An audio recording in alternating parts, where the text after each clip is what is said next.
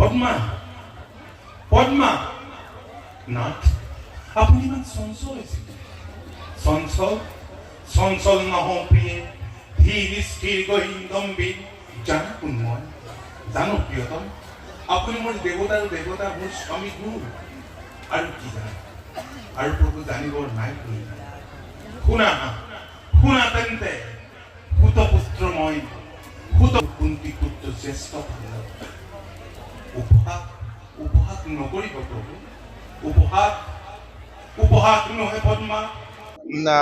এই স্থানলৈ মই আগতেও আহিছোঁ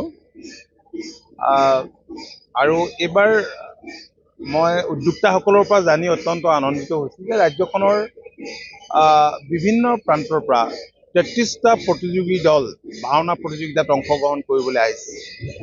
মই পোনপ্ৰথমেই অৰণ্যম ট্ৰাষ্টৰ উদ্যোক্তাসকলক বহুত বহুত ধন্যবাদ জনাইছোঁ।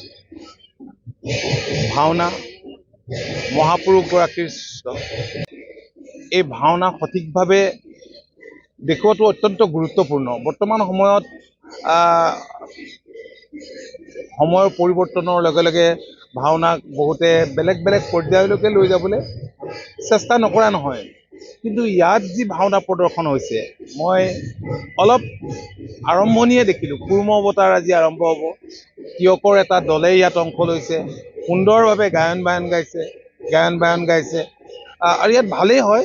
গতিকে আমাৰ ঐতিহ্য আমাৰ পৰম্পৰা আমি সংস্কৃতি আমি এইবিলাক ৰক্ষা কৰি সকলোৱে আগবাঢ়ি গ'লে আমাৰ সমাজ জীৱন শৃংখলিত হ'ব।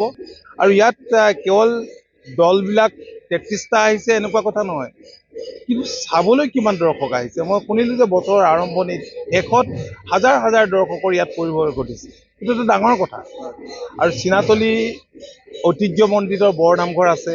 এই অঞ্চলৰ ৰাইজ সংস্কৃতিবান, এই বৃহৎ অঞ্চলৰ ৰাইজৰ ধ্যান ধাৰণা সংস্কৃতিৰ ওপৰত মই ভাবোঁ যে সংস্কৃতিবান আৰু মনৰ চহক খুব ভাল ধৰণে কামবিলাক কৰি গৈছে। মই ভাল পাইছোঁ। মই পাহৰিও গৈছোঁ জীৱন নাট যিখন মানে এতিয়া আমি বাস্তৱত যিখন দৈনন্দিন কৰি থাকিবলগীয়া হৈছে, গতিকে পাহৰি যোৱাটো স্বাভাৱিক কথা নাই। তথাপি ভাওনা কৰিছিলোঁ ভাল লাগে।